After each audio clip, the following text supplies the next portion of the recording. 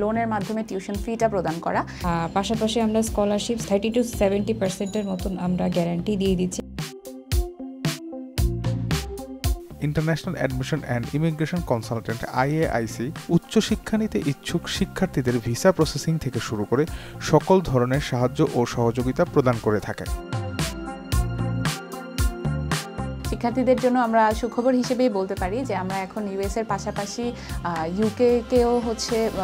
UK নিয়েও কাজ করতে শুরু করেছি। অ্যাপ্লিকেশন প্রসেস থেকে শুরু করে ভিসা প্রসেসিং হওয়া পর্যন্ত সব ধরনের কাজে আমরা গাইডলাইন এবং সব স্টেপে স্টুডেন্টদেরকে হেল্প করে থাকি। মাস্টার্সে আগ্রহী শিক্ষার্থীদের জন্য আমরা যেই সুযোগটা প্রদান করছি সেটা হচ্ছে লোনের মাধ্যমে টিউশন ফিটা প্রদান করা। IAIC USA ও UK এর সরকারি ও বেসরকারি বিভিন্ন শিক্ষা প্রতিষ্ঠানের সাথে সরাসরি কাজ করে বাংলাদেশের শিক্ষার্থীদের তাদের পছন্দের বিশ্ববিদ্যালয়ে ভর্তি ও সর্বোচ্চ স্কলারশিপেরও ব্যবস্থা করে থাকে।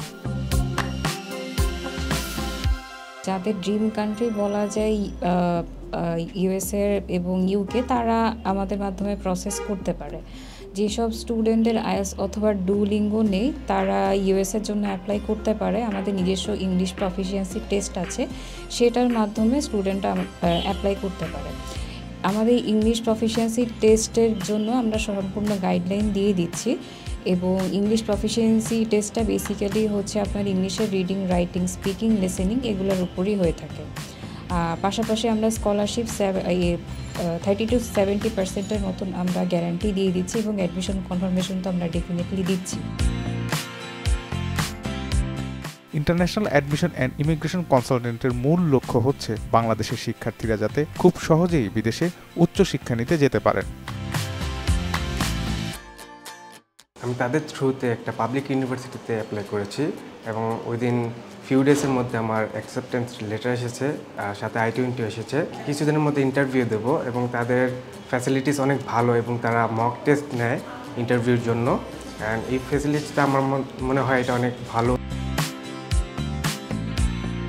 প্রথমে অনেক শিক্ষার্থীর ভিসা রিজেক্ট হলেও পরবর্তীতে IAICর চেষ্টায় পুনরায় তারা আবেদন করে এবং ভিসা পেয়ে বিদেশে উচ্চশিক্ষার জন্য পাড়ি দেয়। IAICর মাধ্যমে প্রতি বছর প্রায় 300 শিক্ষার্থী তাদের উচ্চশিক্ষার স্বপ্ন পূরণ করতে বিদেশে পাড়ি জমান। আরিফ হাসান, চ্যানেল 24।